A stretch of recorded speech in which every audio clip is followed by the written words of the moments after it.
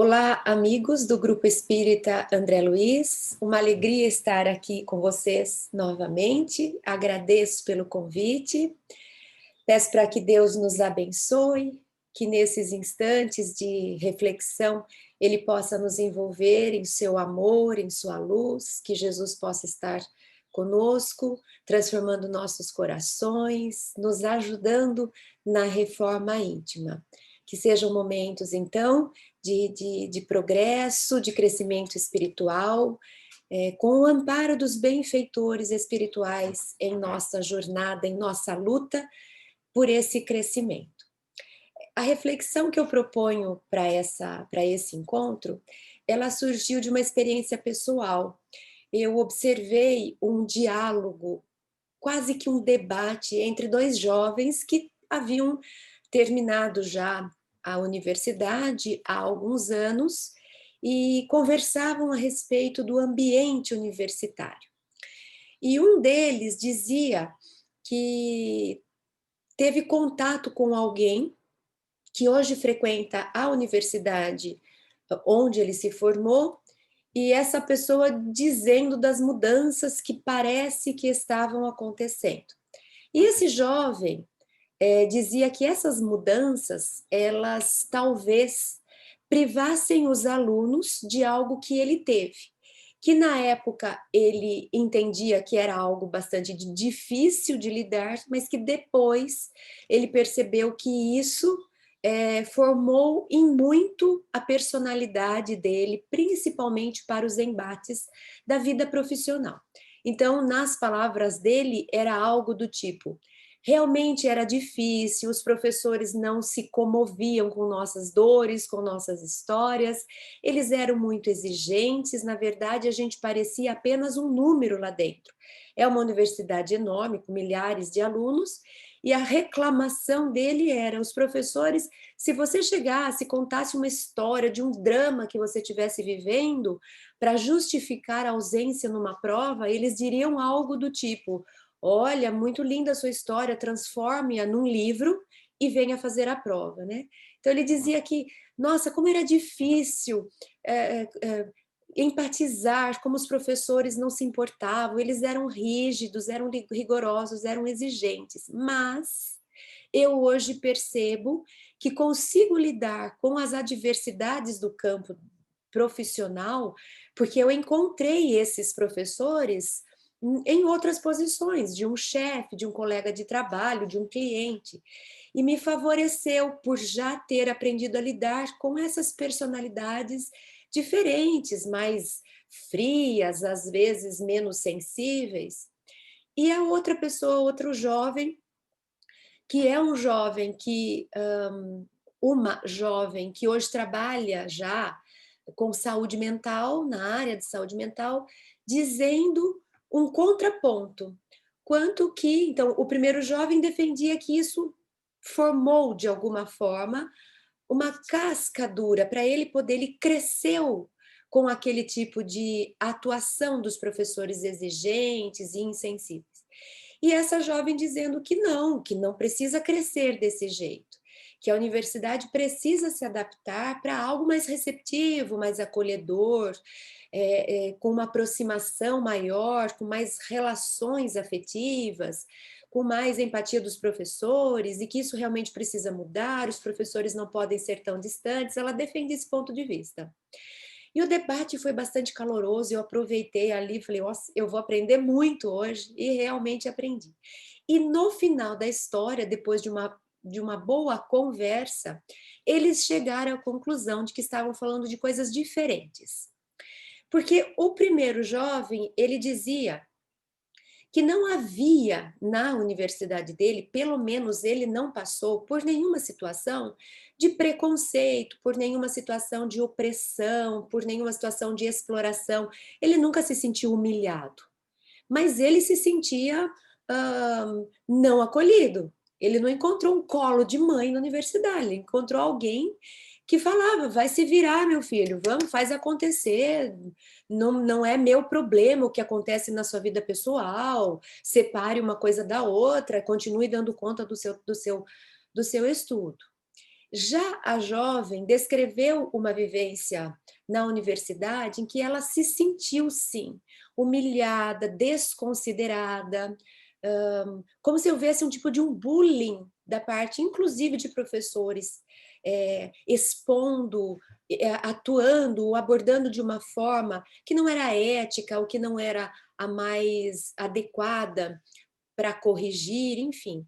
Ela se sentiu traumatizada nesse sentido, mas também entendeu que sim, que precisava haver, não dá também para a gente só atender as necessidades não, os desejos, né, dos jovens, senão a gente talvez transformasse essa universidade num grande recreio, né, num ponto de encontro, onde só tivesse truco, onde só tivesse música, né?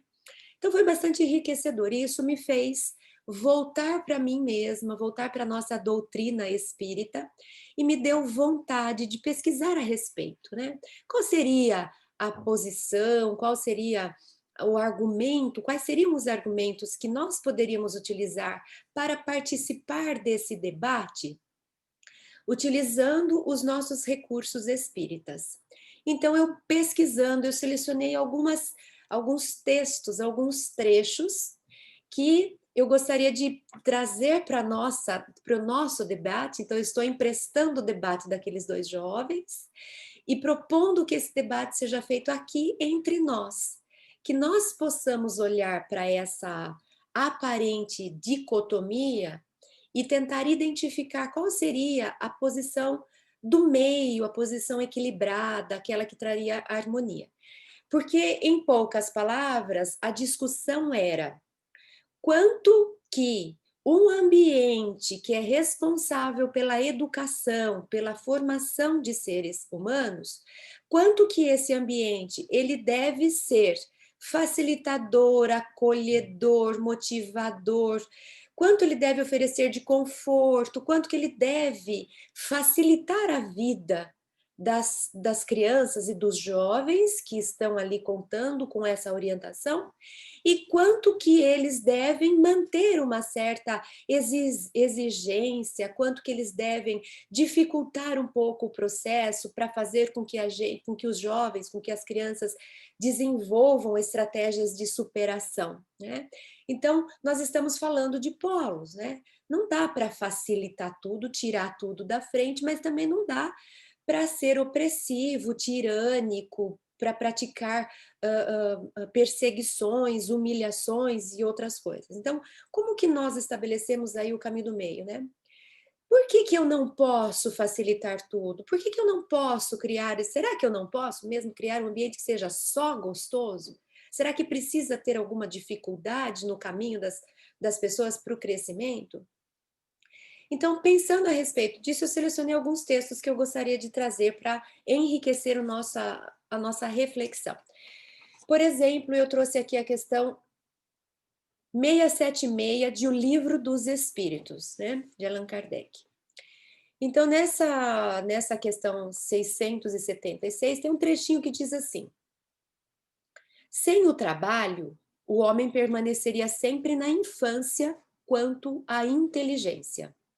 Por isso é que seu alimento, sua segurança, seu bem-estar dependem tanto do seu trabalho e de sua atividade. Então, nós estamos lembrando que nós estamos aqui dentro da lei do trabalho e só fazendo um parênteses que a lei de trabalho para o Espiritismo não é a nossa profissão apenas, mas é toda ocupação, qualquer atividade que eu desenvolva, que eu esteja operando, seja intelectual, seja braçal, seja um esforço emocional de cuidar de alguém, de oferecer ajuda, não importa. Se eu estou ocupada, se eu estou obrando, e não importa em qual instância, em qual ambiente, de qual forma, isso é considerado trabalho. Então, eles dizem que se a gente não tivesse, né, esses trabalhos, essas atividades, essas ocupações, se nós não nos ocupássemos, nós permaneceríamos na infância. Nós não nos desenvolveríamos enquanto inteligência. Por isso é que nós temos necessidades. de segurança, necessidade de alimento, necessidade de bem-estar. Aí nós vamos providenciar isso, e ao providenciar, nós nos ocupamos, nós nos atarefamos e nós crescemos, nós evoluímos. Então, daqui eu destaco a questão do trabalho, do esforço, que começa a ser um pequeno argumento para a nossa discussão. Por que eu não posso facilitar a vida das crianças? Por que eu não posso deixar tudo de mão beijada? Por que eu não posso abrir os caminhos? Por que eu não posso dar tudo ao invés de fazer com que elas conquistem, né? Então, porque elas permaneceriam na infância. Elas precisam lutar, elas precisam buscar, elas precisam exercitar para se desenvolver. Então, o trabalho é lei divina. Trabalho não no sentido só profissional, trabalho no sentido eu preciso correr atrás, eu preciso providenciar, eu preciso buscar, eu preciso operar. Questão seguinte, 677. Nós vamos juntando alguns textos, né? Ainda falando a respeito do trabalho do homem, né? Diz que o trabalho do homem visa duplo fim: a conservação do corpo e o desenvolvimento da faculdade de pensar, o que também é uma necessidade, e o eleva acima de si mesmo. Então, agora trazendo essa noção de trabalho, além do desenvolvimento da faculdade de pensar, porque nós vamos usar o nosso cérebro e nossa capacidade de raciocinar para elaborar estratégias para atingir os objetivos que nós precisamos, né? Para conquistar as nossas necessidades, nós desenvolvemos sim, não só o cérebro, mas o físico, o espiritual. Além desse desenvolvimento, é por esse tipo de atividade que nós nos elevamos a nós mesmos. Então, na ascendência espiritual, no crescimento, né? A gente fala desse crescimento em forma de espiral, da nossa elevação, nós vamos nos elevar na relação de operar, de trabalhar, de transformar, de buscar. Então, o esforço faz parte da lei que Deus criou para o nosso progresso espiritual. Se eu preciso progredir, e essa é a finalidade, a fatalidade da vida, eu não vou encontrar outra forma senão arregaçando as mangas e indo para esses enfrentamentos, para as atividades, para as tarefas. É necessário para o nosso crescimento. Mais uma pergunta, a seguinte, 678. A ociosidade seria um suplício em vez de ser um benefício. Então, quando nós pensamos, vamos voltar no debate dos jovens, né? Vamos fazer uma faculdade em que todo mundo, ninguém se sinta acuado, ninguém passe por nenhum desafio, tudo aconteça da melhor forma possível, bem macia, nós vamos amaciando, ninguém se frustra, ninguém sai da faculdade chorando. E aqui, abrindo um parênteses, eu lembro de quando eu peguei uma DP, a gente fala, né? Peguei uma DP, e eu, que sempre fui a primeira aluna, que sempre passei em primeiro lugar, nos primeiros lugares, que sempre lidei com a escola, de repente me perdi, e no primeiro semestre da faculdade teve uma matéria lá que eu não dei conta.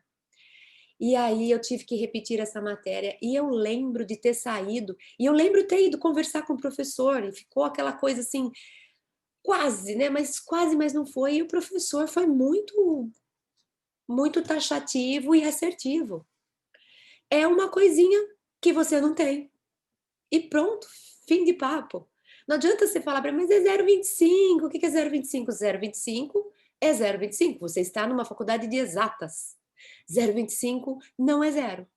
E 0,25 você não tem. Venha buscar, venha conquistar esse 0,25 no próximo semestre. E acabou. E eu saí de lá, afogando minhas mágoas num choro, culpando o professor, porque onde já se viu, porque ele foi insensível. É isso. Só que quando ele me fez repetir a matéria, eu aprendi a matéria antes, eu estava me virando para ver se eu conseguia passar por ela. Quando eu vou e repito, e para repetir essa matéria, como minha faculdade era integral, eu precisei ficar à noite, quer dizer, eu passava o dia na faculdade, e depois ficava ainda, almoçava e jantava lá, e voltava para casa, pegava uma estrada durante a noite, eu cresci muito. E eu tive que fazer isso sozinha, né? Porque minha turma foi, não arranjei alguém para fazer isso comigo, a outra pessoa resolveu fazer de outro jeito, enfim, eu tive que lidar com isso sozinha, né. Então, naquele dia eu achei que o professor era uma bruxa malvada que queria me perseguir, mas ele me ofereceu uma oportunidade de crescer. Então, aquilo que um dia me deixou com vergonha, eu lembro como é que eu vou explicar para os meus pais, né, que eu repeti de uma matéria, na verdade, hoje, isso para mim é sabe aquela cicatriz que a gente carrega, que a gente tem orgulho de mostrar, porque fala: "Isso daqui eu eu enfrentei". É lógico que eu vim com cicatriz, mas eu tive força, né. Então, hoje eu falo desse momento e falo com orgulho, né, pra não orgulho pela falha, mas orgulho por ter enfrentado, por ter crescido no enfrentamento. E isso a gente transfere para a vida. Quantas vezes a gente pede para que Deus livre de nós as dores e os sofrimentos, mas espera aí, o livro dos Espíritos no trabalho está dizendo que se a ociosidade pudesse ser conquistada e a gente pudesse falar: Deus, deixa eu ficar na vida sem fazer nada, eu ganho na loteria, né, eu tenho uma saúde perfeita e eu vou só curtir a vida, eu vou ser um ocioso, eu vou fazer o que dá vontade, né? E aí, se a gente tivesse essa oportunidade, os espíritos dizem, isso seria um suplício em vez de um benefício. Então, a gente começa a perceber que o espiritismo nos ensina que não dá, nós não viemos aqui para ter uma vida fácil. Nós não viemos aqui para desviar dos desafios, né, das ofensas, das dificuldades, das pessoas que são insensíveis. Se a gente ficar tirando da frente tudo aquilo que pode me magoar, tudo aquilo que pode me chatear, tudo aquilo que pode me oprimir, como é que eu vou desenvolver essa casca grossa para poder lidar com isso? Será que isso não vai me fragilizar cada vez mais? É lógico que ninguém precisa buscar o sofrimento, ninguém está fazendo apologia ao sofrimento, pelo amor de Deus, né? Mas nós estamos questionando uma tendência que parece que tem acontecido. Algo que parece que vocês já ouviram dizer a expressão do mimimi? Quer dizer, não se pode falar mais nada, não se pode mais fazer nada, não se pode mais exigir nada, nós não podemos, tem que livrar, tem que poupar, tem que dar segurança, mas nós estamos vendo também que essa superproteção tem dificultado a vida. As crianças, os jovens estão crescendo sem a casca grossa. Estão crescendo e parece que qualquer coisa machuca. Qualquer palavra derruba. Será que isso é bom? Será que eu livrar, eu estou ajudando no crescimento? E quando eu livro da frente de alguém possíveis dificuldades, não existe aí uma mensagem subliminar, como se eu dissesse: você não é capaz de superar esse obstáculo. Você não dá conta de ouvir essa voz, você vai cair, você é fraco. Então fica tranquilo que eu que sou forte, vou tirando da frente para você nunca sofrer com nada.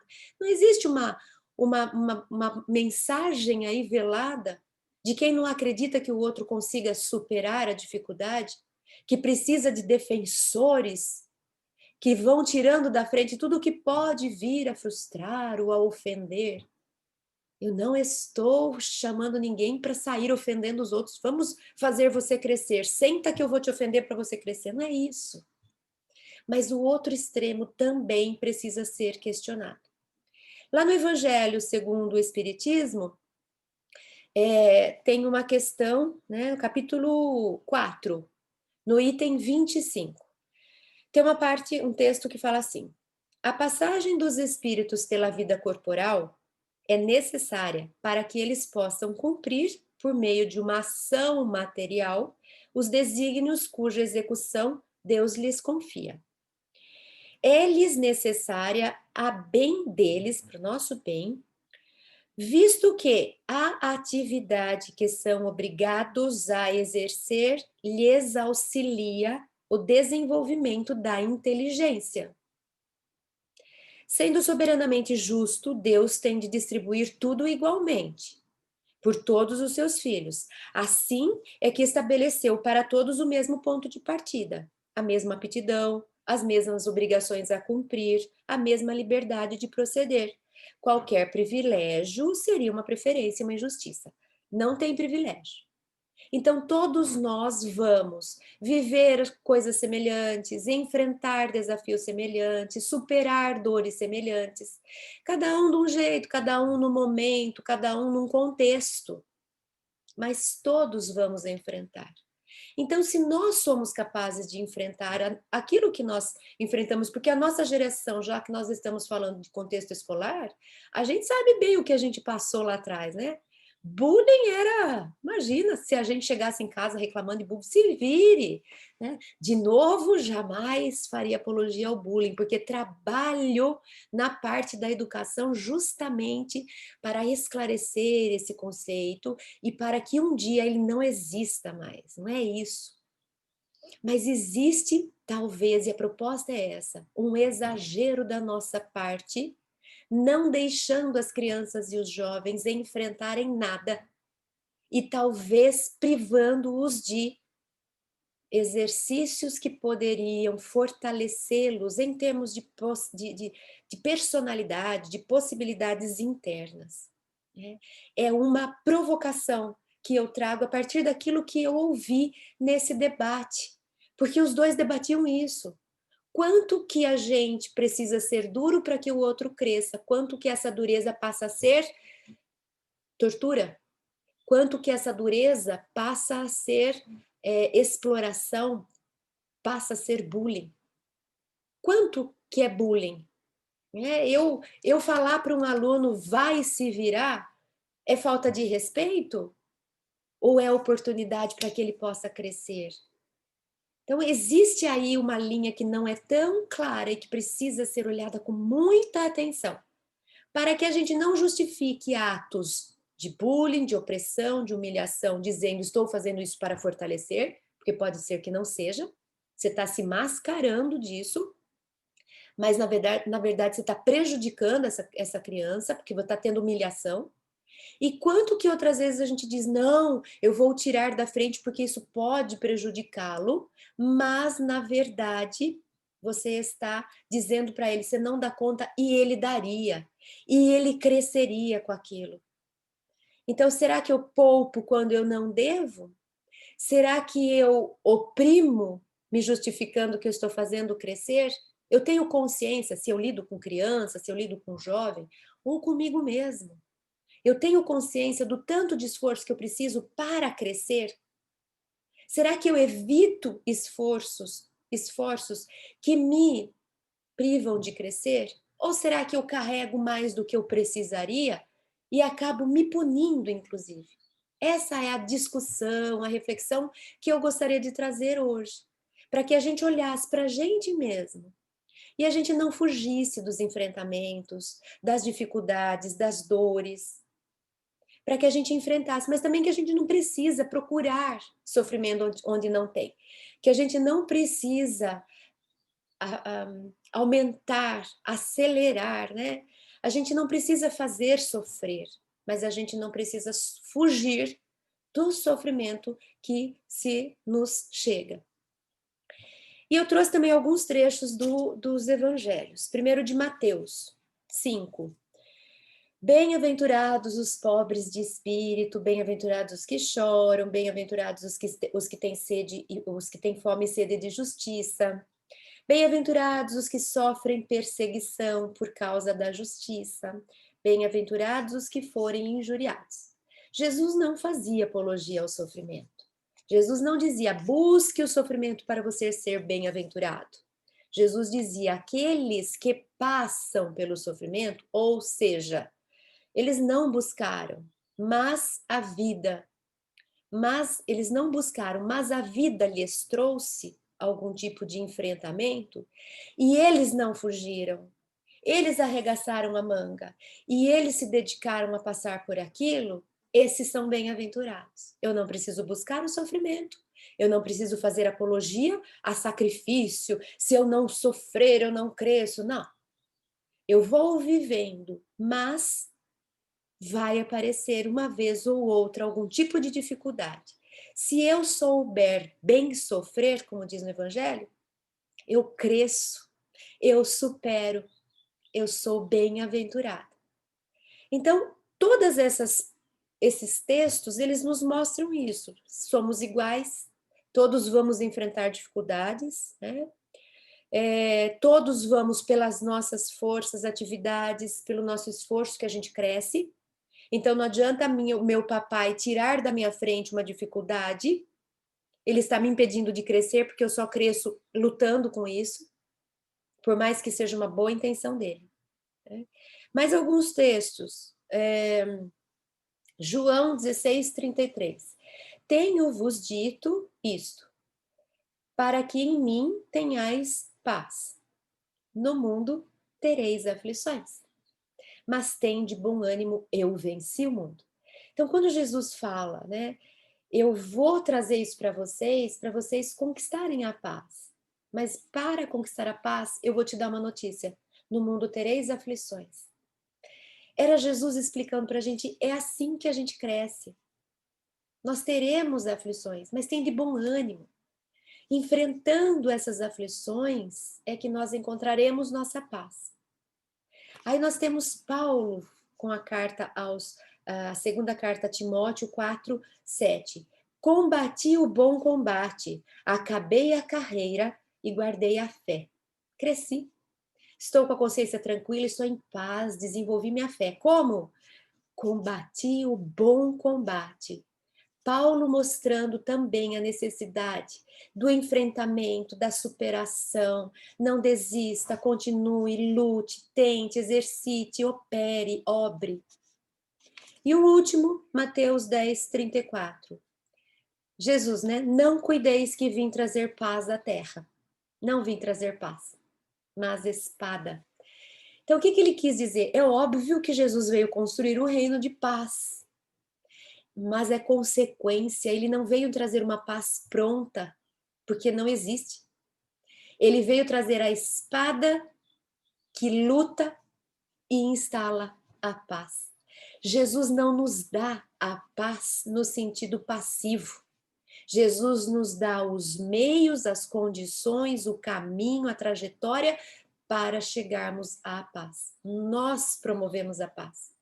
Nós construímos nossa paz por meio de Jesus, dos seus ensinos. Ele é o caminho para que nós possamos desenvolver a paz que nós tanto desejamos. Então, existe todos esses textos nos convidando a enxergar a necessidade da luta, do trabalho, do combate. Crescer precisa de esforço, precisa de luta, sofrimento faz parte. Então, precisa, né, que a gente tenha um pouco mais de consciência se nós não estamos facilitando demais, além do necessário, o caminho dos jovens e das crianças, poupando-os de tudo, não podem mais ouvir certas coisas porque isso é ofensivo. Nós precisamos saber como nós nos referimos a eles, porque eles podem se ofender, né? Mas eu preciso saber lidar com a ofensa. Alguém vai ter que me ofender algum dia para eu saber o que isso me causa e como é que eu lido com isso. Senão, como é que eu vou aprender a ficar apropriada, a ter consistência, ter uma estrutura que saiba lidar com as ofensas? Imagine eu passando uma vida e alguém conseguindo fazer que nunca eu experimente uma ofensa. Eu vou parar de crescer nesse ponto. Eu vou perder a oportunidade. Mas também não precisa sair me ofendendo a qualquer hora, porque isso me derruba, isso me machuca, isso me traumatiza. Entre ofender o tempo todo, desregradamente, de forma violenta, de forma opressora, de forma exploradora, não, isso faz mal. Mas também poupar de tudo, cheio de dedos, cuidado com tudo, olha mil coisas, não deixa nada, também não parece ser bom. Porque não me deixa crescer.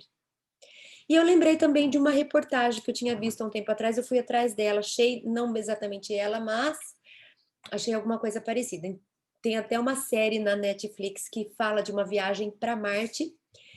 São poucos capítulos, mas mostra o que é viver no espaço, sem a força da gravidade. Essa série vai mostrando as dificuldades dos astronautas, o que acontece com uma pessoa que vive meses, anos no espaço, né? E essa reportagem fala do efeito da força da gravidade no corpo físico. É uma analogia que nós vamos fazer, né?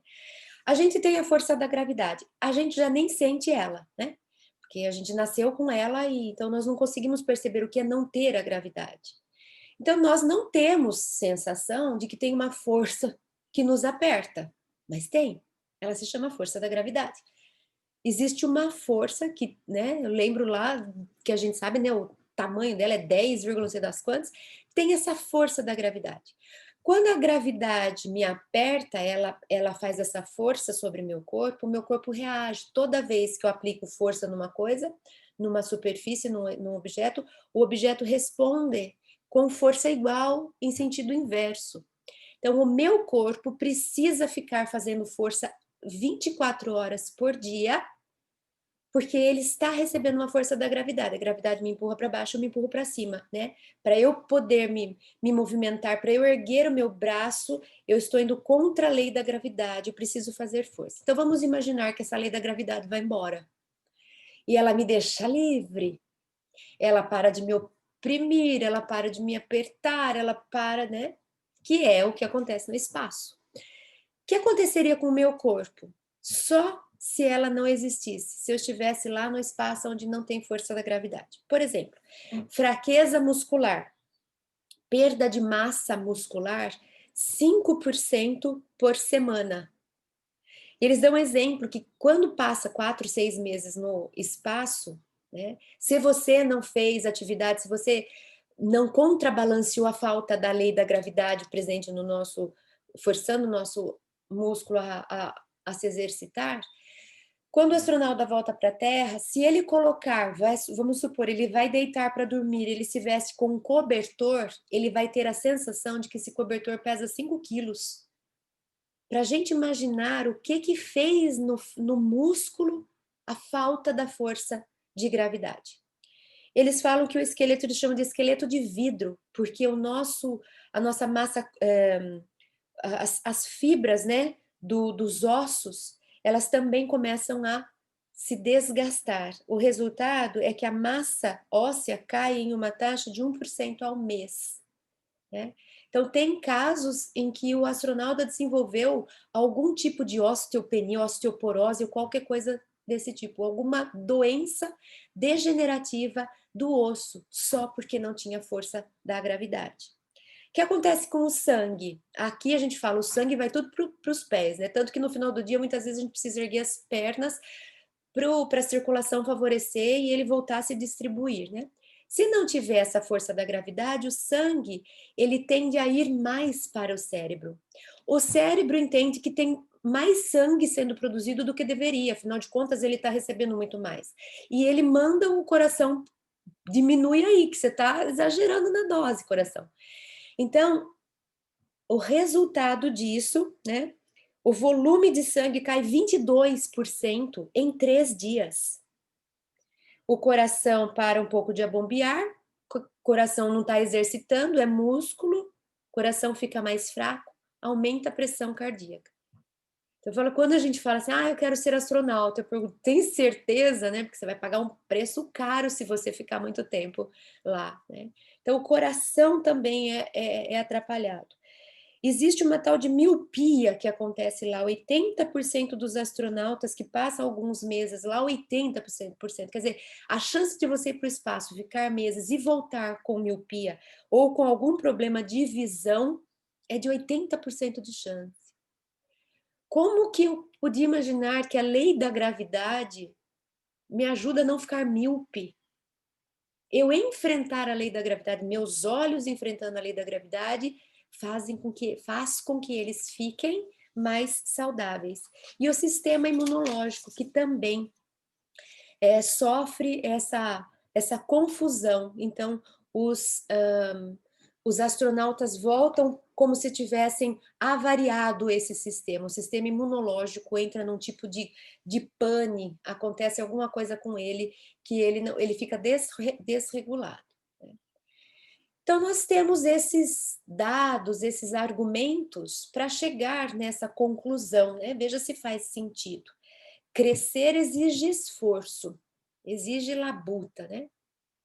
Esforço gera algum tipo de sofrimento. Tudo que eu vou me esforçar, eu canso, eu gasto energia, eu me frustro porque não deu certo, né? Eu preciso ter disciplina. Então, crescer exige esforço. Esforço gera algum tipo de sofrimento. Mas esse sofrimento, desse esforço para crescer faz bem. Então, como é que eu vou tirar todos os tipos de sofrimento da vida das pessoas? Pode ser que alguns sejam desnecessários, mas será que nisso eu não estou tirando algum outro que lhe faria crescer? Será que eu não estou tirando a força da gravidade da vida de alguém que faria diferença? Aparentemente não, mas sem essa experiência não vai ficar algo faltando, né?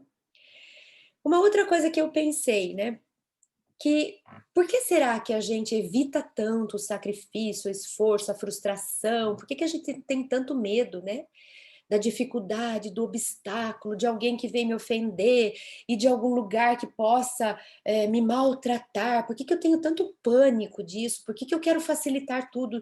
Eu tenho que controlar o que as pessoas falam, como as pessoas se referem a mim, qual o pronome que elas usam, se elas falam da minha cor ou não falam da minha cor. Por que que isso me aflige tanto?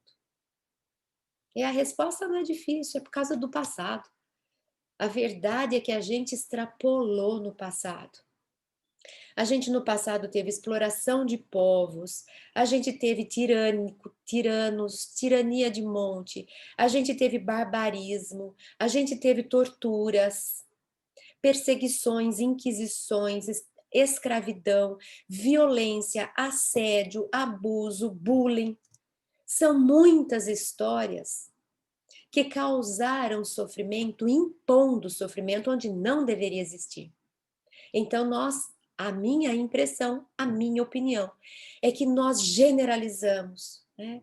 Não temos tanta facilidade de diferenciar qual o sofrimento que é aquele desconfortável, mas que não vai me prejudicar, vai me fazer crescer, a força da gravidade, né?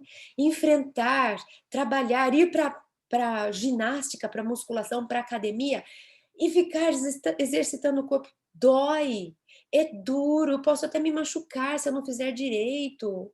Eu tenho que acordar cedo, eu transpiro. São muitos os desconfortos. Quem é que vai feliz da vida como se estivesse indo comer chocolate, né? Como se estivesse indo para um parque de diversões? Dificilmente, alguém deve existir. Mas a maioria de nós vai porque sabe que precisa. É o tipo de sofrimento que, na verdade, é o desconforto que me faz crescer. Por meio dele, eu cresço, eu progrido, eu amadureço. Então, me dá a impressão que a gente meio que misturou e a gente generalizou. Quando a gente fala de sofrimento, a gente já surta. Talvez nossas experiências arquetípicas, né? Os atavismos, a cultura, as histórias, a história da nossa humanidade nos traga essa sensação, né? Quando a gente fala de dor e de sofrimento, a gente já imagina isso: tortura, escravidão, barbarismo, tirania, exploração, assédio, abuso, bullying. Mas quando a gente fala no mundo tereis aflições, nem todas são impostas de uma forma que traumatiza. Muitas são desafiadoras. E ao serem desafiadoras, nos incomodam, nos cansam, não são confortáveis, mas me promovem um grande bem. O bem sofrer me faz crescer.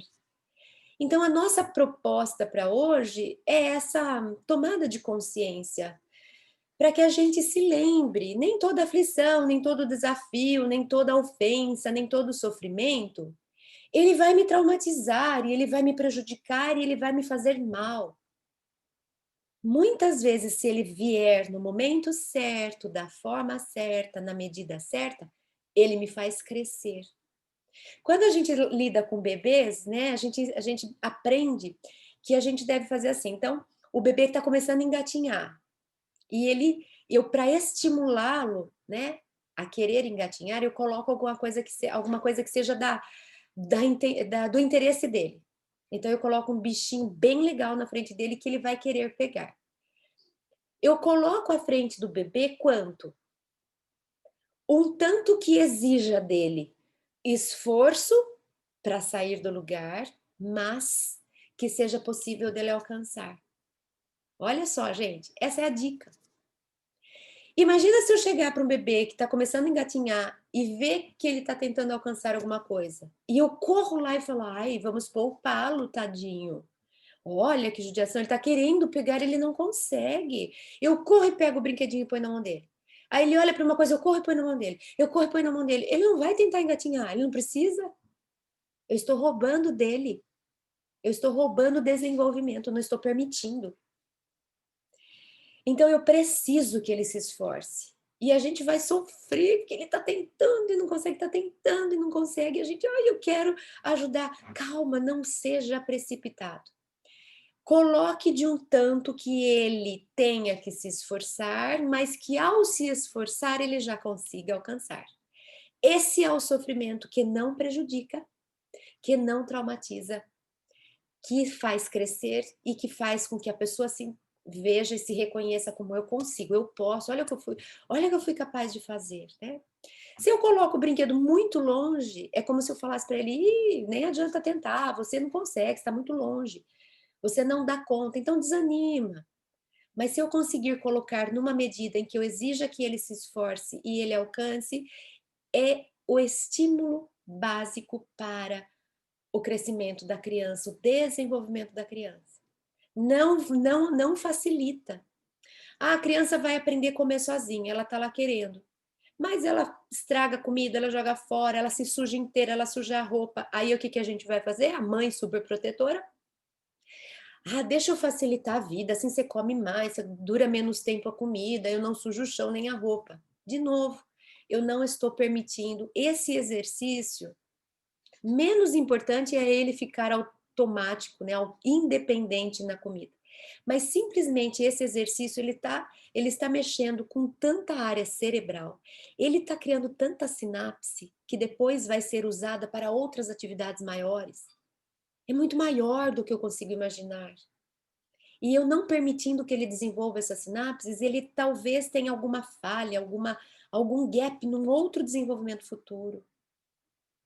Então, o meu apelo, a gente precisa fazer apelo no sentido de chega de violência, chega de bullying, chega de assédio, ok, precisa, e tem muita gente falando isso. E eu estou trazendo também uma outra abordagem que também precisa ser olhada. Será que não estamos poupando demais? Será que não estamos é, roubando oportunidade de exercício, de trabalho? Ai, que dó que dá, ele vai sofrer se ele escutar esse tipo de argumento, se falarem desse tema nas escolas, né? E existe um livro, né, que ele ainda não tem a versão ainda em português ainda não foi lançada, mas ele é muito interessante. Ele traz um tema que eles chamam de safeties, né, como se fosse assim, uma tradução literal seria segurantismo, né? Mas a gente chama aqui de superproteção, que é a proteção que não protege, na verdade, ela desprotege. Por quê? Porque ela protege tanto que ela não deixa o indivíduo crescer. Se ele não cresce, ele não vai ser nunca autônomo. Ele não vai ser nunca independente. Então, é uma proteção que desvalida, é uma proteção que enfraquece aquele que ela quer proteger, né? A gente vê, por exemplo, as aves, né? Os pais, eles cuidam, dão papinha no bico. Chega uma hora, empurra do ninho, larga e deixa, vai.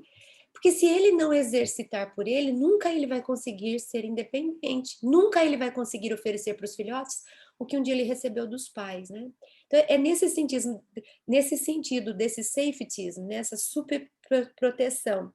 E, e, e ele traz um argumento nesse livro, o livro, tradução livre, do título do livro é O Mimo da Mente Americana, como boas intenções e más ideias estão preparando uma geração para o fracasso.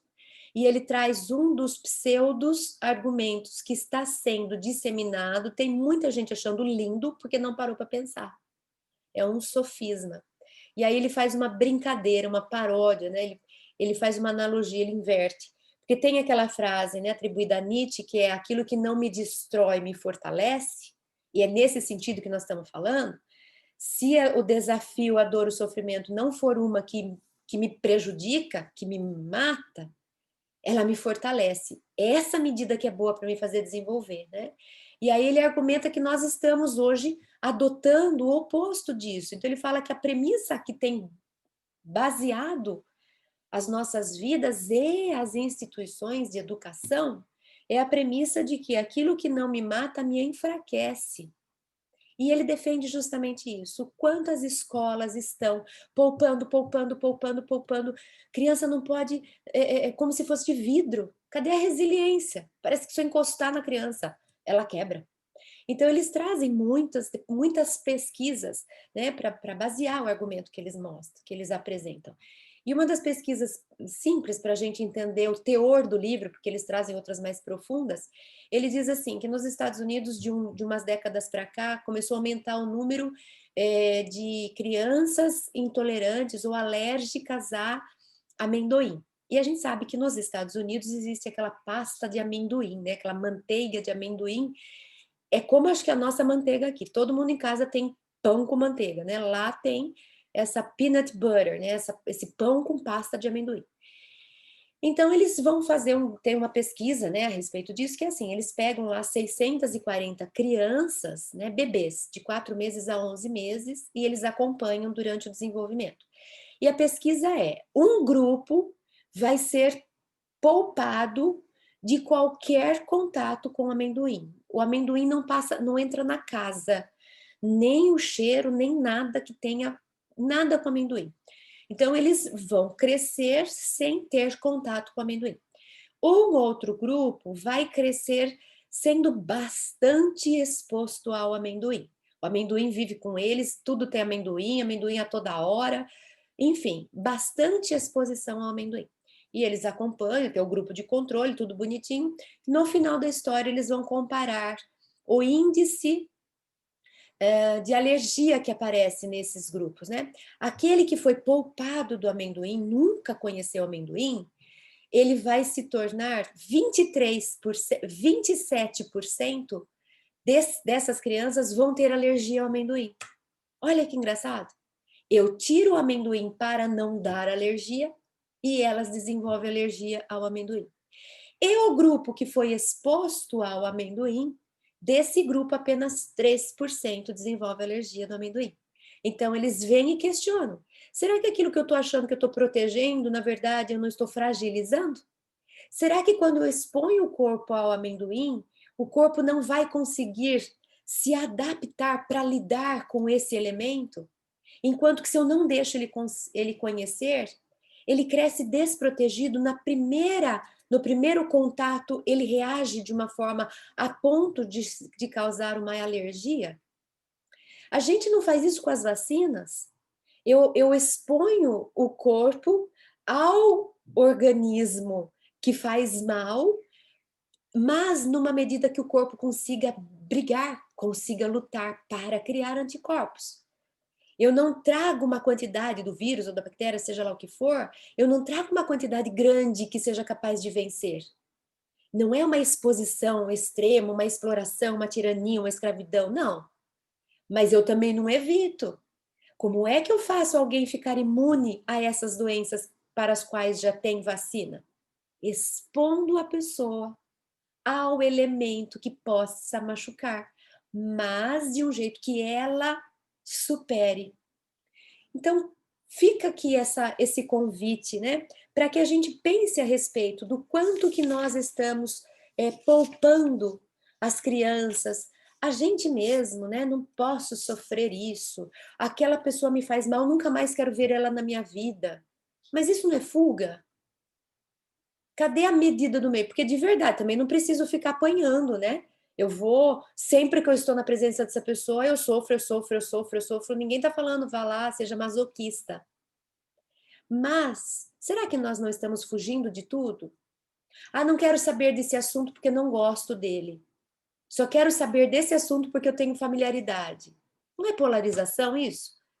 Eu não deveria saber de tudo para poder decidir qual que é o melhor? Mas a gente tem sido influenciado pelas redes sociais, sabia? A gente tem sido influenciado, manipulado, porque não existe ainda uma legislação para regular isso. Então, conforme a gente vai buscando assuntos, o que que as redes sociais fazem? Identificam quais são os temas que eu gosto, afinal de contas eu estou interessada, e elas procuram me manter cada vez mais conectadas, como me sugerindo, me trazendo outros pontos, outros programas, outras coisas que tenham a ver com aquilo que eu procurei, porque me interessa. Ai, eu quero ver, gostei. Ai, eu quero ver, gostei. Eles não vão trazer aquilo que não me interessa, porque eu não quero ver. É uma tendência nossa. Então, se nós não nos posicionarmos do tipo, não, eu tenho consciência, não posso polarizar e ficar sabendo só de uma coisa, eu preciso saber de tudo, até para poder pesar o que que é uma coisa, o que que é outra, né? Então não adianta ir afastando da gente aquilo que incomoda, não quero saber desse assunto porque eu não gosto, mas precisa saber pelo menos para poder saber falar, eu não gosto por causa disso, eu fui lá, eu aprendi, eu entendi, para que a gente não fique só confortável.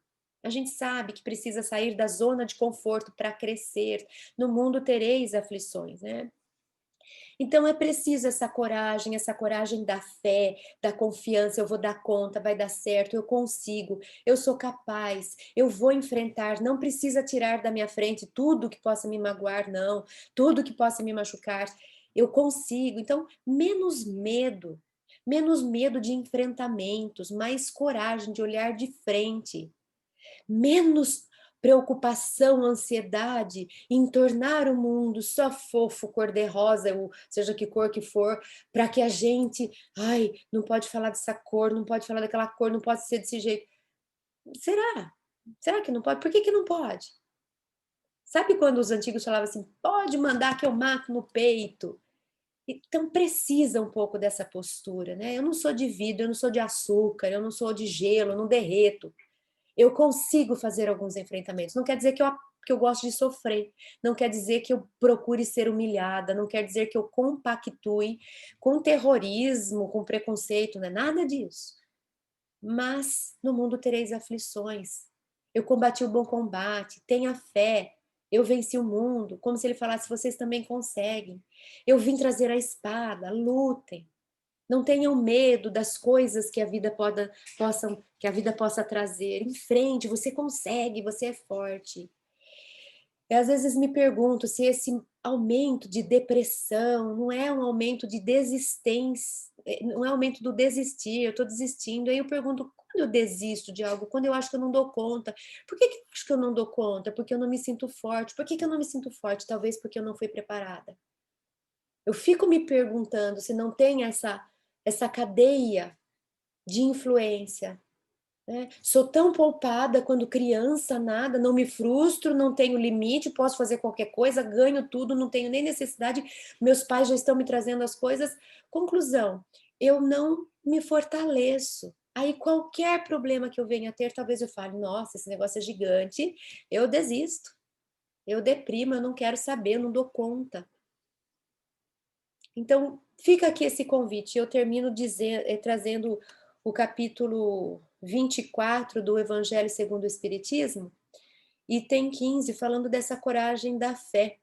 A coragem da fé, a coragem das opiniões próprias, sempre foi tida em grande estima entre os homens, porque há mérito em enfrentar ou afrontar os perigos e as perseguições, as contradições e até os simples sarcasmos. Há mérito em enfrentar o simples sarcasmo. Não precisa tirar o sarcasmo da minha frente toda hora. Me deixa experimentar como é que eu lido com ele. Será que eu consigo? Será que eu tenho a espada que vai falar, você não me derruba porque eu sei quem eu sou? Não me importa que palavra você use para me descrever, eu sei o meu valor. Você não me derruba se você disser que eu sou X, Y, Z, ou que eu sou seja lá o que for, eu sei quem eu sou. Né? Então, essa coragem de enfrentar os perigos, as perseguições, as contradições e até os simples sarcasmos aos quais se expõe quase sempre aquele que não teme proclamar abertamente ideias que não são as de toda a gente. Precisa de muita coragem para sair do comportamento de manada. Aqui, como em tudo, o merecimento é proporcionado às circunstâncias e à importância do resultado. Há sempre fraqueza em recuar alguém diante das consequências que lhe acarreta a sua opinião e em renegá-la. Mas há casos em que isso constitui covardia tão grande quanto fugir no momento do combate. Como é difícil escolher as nossas batalhas. Como é difícil saber qual sofrimento me faz crescer, que vale a pena ser enfrentado. Será que eu tenho procurado brigas demais que não são necessárias e só me prejudicam? Será que eu tenho procurado sofrimento demais que eu não precisava ter numa atitude quase que masoquista? Ou será que eu tenho me esquivado de tudo porque eu não quero sofrer, porque eu sou dodói, porque eu sou mimimi e estou me privando de crescimento? Cadê a medida do meio? Essa medida é de cada um. É uma medida pessoal que a gente só consegue olhando para dentro, estando consciente, saindo do comportamento de manada, tendo coragem de enfrentar, mesmo que isso esteja fora do que a massa diz. Essa é a consciência que Joana de Ângeles traz, né? Esse desenvolvimento, despertar da consciência. Ela tem um livro para falar disso. É isso. É estarmos atentos para não seguirmos o comportamento de manada. Ai, porque não pode disso, porque ninguém pode falar disso e a gente vai junto. Ou, ora, caindo num extremo, sofrendo sem precisar, e ora só querendo se afastar das frustrações e não desenvolvendo a resiliência. Então, espero que essa reflexão, que foi minha primeiro, nessa minha busca para entender a vida, para aprender com as experiências do dia a dia, depois de ter observado aqueles jovens buscando a medida, né? Achei maravilhoso, né? Saber que tem essas mentes juvenis que não aceitam qualquer coisa, que são críticas e que não querem só facilidades, mas também não acham mais que cabe a atos autoritários, opressivos e de bullying, mas que eles identificando que precisam de algum tipo de desafio, de algum tipo de choque, para terem oportunidade de despertarem os recursos internos e se capacitarem para os embates da vida, para que possam chegar também lá na frente e, como o apóstolo Paulo fala, eu combati o bom combate, né? Que nós possamos combater o bom combate e não fugir deles. Se é verdade que não precisamos buscar combates, porque a vida nos irá trazê-los daqueles que nós precisamos empreender e cada um terá os seus, é verdade também que nos esquivar deles, não nos permite o crescimento. Então vamos refletir sobre isso. No mundo teremos aflições, mas se soubermos combater o bom combate com a espada que Jesus nos deu, nós vamos crescer pelo sofrimento, pelos obstáculos, pelas dificuldades. Não precisa tirar tudo da minha frente, eu dou conta, eu quero crescer, eu quero me fortalecer. É esse o convite, a sugestão que eu deixo para todos nós. Muito obrigada mais uma vez, amigos queridos, e que Deus continue nos abençoando, que Jesus proteja todos nós, nos ajude nesse despertar de consciência, nesse combate que Jesus nos convida a fazer, que possamos descobrir cadê nossa espada e por essa coragem da fé, trilharmos nosso caminho para nos tornarmos quem Deus sonhou para a gente. Para que a gente não se preocupe mais com o que os outros ou com o que a massa diz, para que a gente siga mais os nossos corações, nossos valores, nossos princípios. Muito obrigada, até uma próxima.